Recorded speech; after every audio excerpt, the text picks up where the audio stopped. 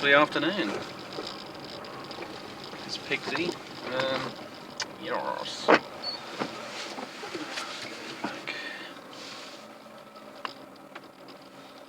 I'm just manoeuvring first. Probably get into a conversation, or talk about something, or ramble about something.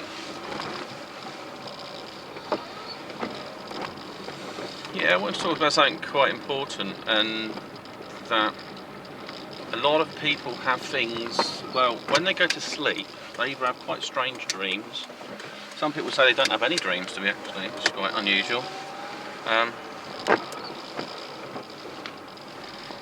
always think it's quite strange that some people say they don't dream at all, and that's usually because they go to bed late.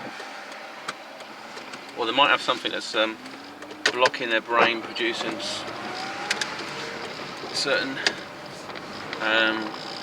hormones and that help them to remember stuff. It's unlikely that they haven't had a dream at all. It's just that it might be very different. Sometimes I've had dreams whereby I've played the computer game in my dream. I've had a game dream. It's very weird, like a different universe. But lately I have something that is quite strange. Something visits me at funny times in the day. It comes in the morning sometimes, very early in the morning, about 4 o'clock. It's really quick. So I'll be having a dream, and I'm probably just coming round, and something appears in the dream that shouldn't be there. You know, like if I was, for example, I was having a chat with a group of people in a dream. Somebody would step forward from the foreground, walk up to me and walk away again. That's kind of what's happening. There's something comes into, like, casts a shadow or enters the room where I'm at. It's there for a little bit, enough for me to be consciously aware of their presence, and then they go. But they've left this imprint that they're there. It's a bit weird.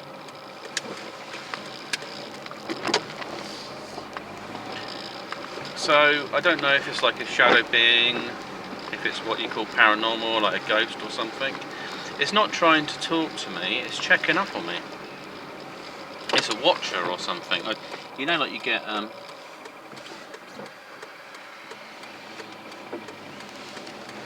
some of these type of like alien stuff. Some people might see, or shadow being, they might just see them in the corner. They obviously don't act very human-like in their nature. Might go this way, actually.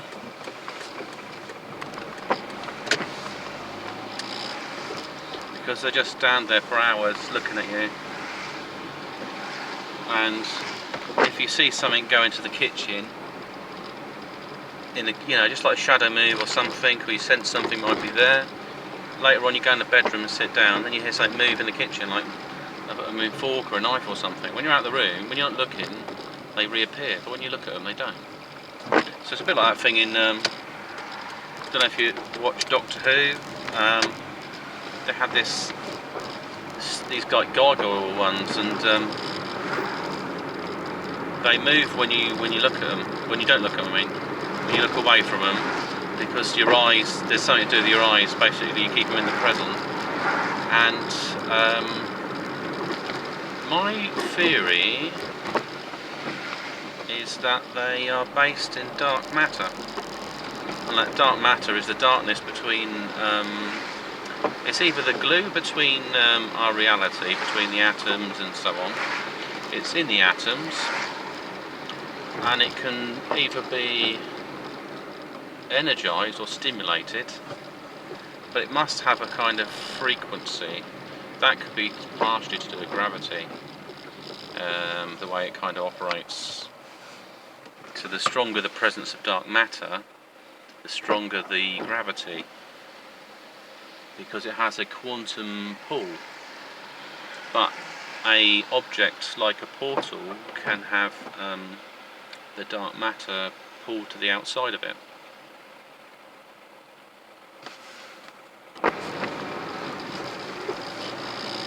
So yeah, it's just a case of if something spins fast enough, it starts to push down into other dimensions. That's why, you know, the theory of the Wizard of Oz, and she gets sucked up in a hurricane and goes into another place.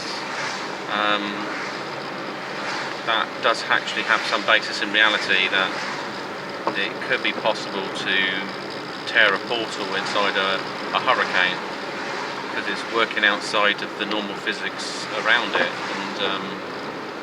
and so the eye would be a sort of neutral point.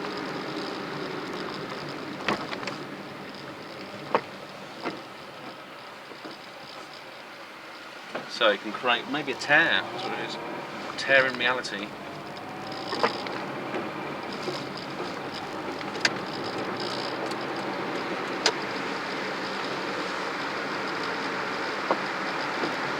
Which is kind of fascinating stuff, really. So if something's state is manipulated, it therefore can access other dimensions, which it seems to have a correlation. In the same way that I had something come into my dream, but it was my neighbour. I have a chat with this guy actually, because he's a spiritualist anyway. I asked him if he'd try to do any out of body and visit me, because the chap that visited me looked different, but had the similar features. So he had dark hair, for instance, and he didn't have dark hair in his current form anyway. So it's like the avatar come to see me, but it could also be that it's something associated with him. It could be it's a jinn, and it's using something familiar to work with. I'd rather just see the jinn as it is. I know there's a thing where they don't like to show their faces, some of these beings, and I picked up that they've actually got no lips, so you'd be like looking at a skull, you know, kind of like wrapped in muscle, but it would be you wouldn't see any lips to the face, and the flesh would be all dark, but the teeth might be a different colour. They might be sort of grey.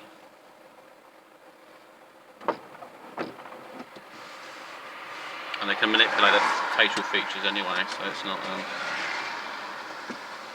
So going back to the density of dark matter, I think as you go further into the planet, the denser it becomes, and because there's less electric around it. If there's a portal open in there, then it would have to use electricity to stabilise it.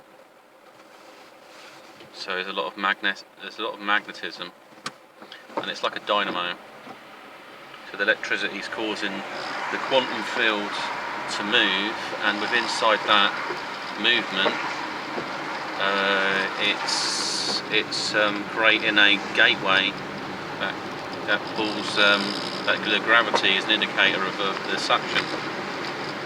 So in theory, going further into the planet, gravity should increase. And then until you get to a point where it might be neutral, it's kind of the eye of the planet, and then basically you can just float around in there.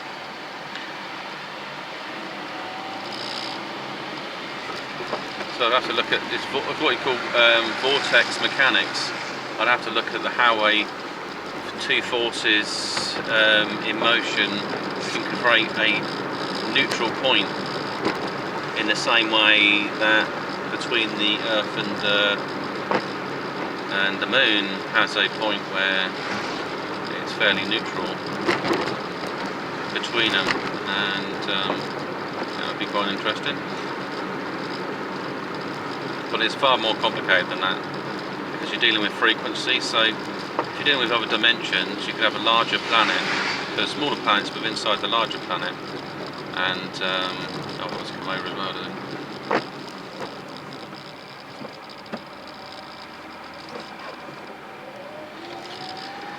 Let's come over to play. So yeah, it's a little more complicated to think about. Where you've got the picture of when they first devised the hollow earth, someone said it might have globes within a globe.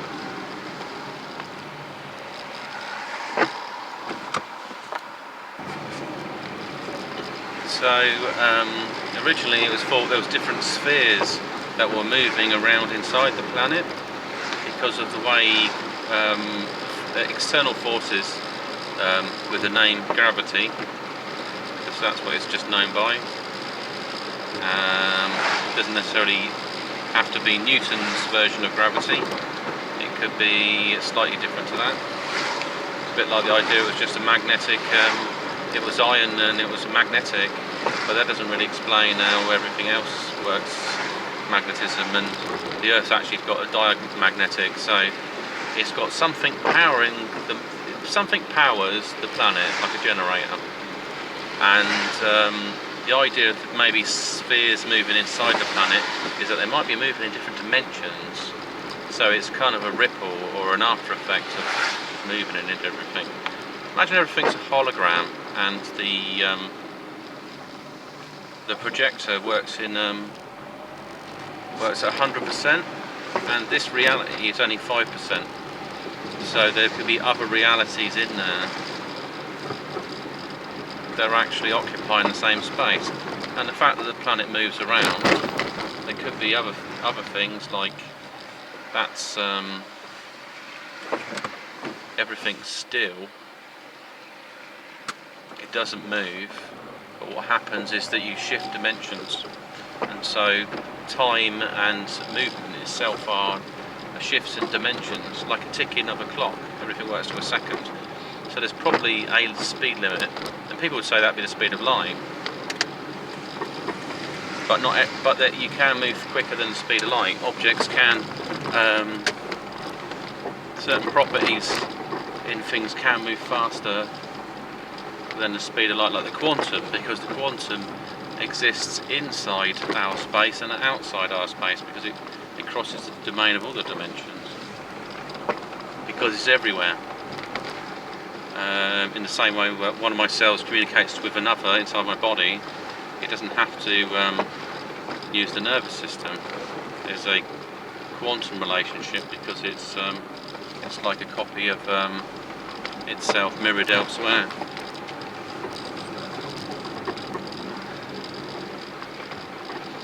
So it has another force that, you know, basically we don't have all the answers to this universe, and when we find some new information, we either revise the theory or we adopt a new one that fits the actual the matrix or the mainframe, because it could be wrong. It's like you know, Newton just saying there's a force pulling down. He probably forgets there's also a force pushing up as well. There's an electrostatic force that seems to keep things from collapsing based on their frequency. This is why when a fruit rots, it starts to dissolve into a liquid form. But when it's actually got a frequency in it, it keeps a form. You know, people say, oh well, how does water form a shape? But it forms a shape based around frequency. The frequency of the object, or the frequency emitted into the liquid itself, which has been done with speakers and sound and stuff like that, ripples. It's like why the Earth has waves, it's singing and it's generating ripples. It's not dependent on the moon. The moon's probably got it's probably creating a kind of the frequencies are either disharmony between the two of them, or they're in harmony with each other. So it just amplifies the sounds of the universe.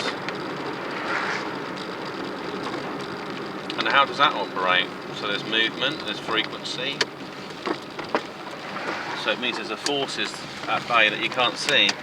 The same way sound. I mean, the idea with sound was it's just pushing another molecule across, or another molecule. It's not actually, the molecules may dissipate it, but it drifts into the quantum.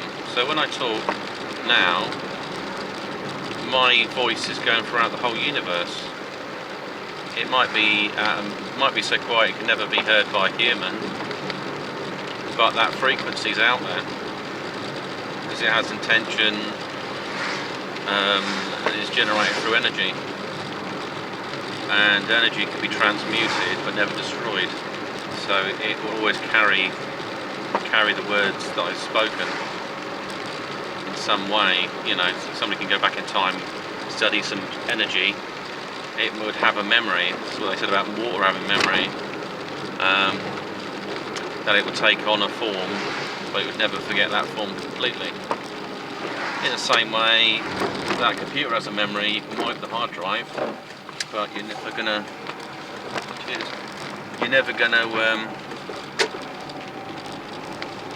basically there's an area of it where it'd be like white noise or white memory, we can call it. It's just where you can't erase stuff over and over again without it not leaving an imprint.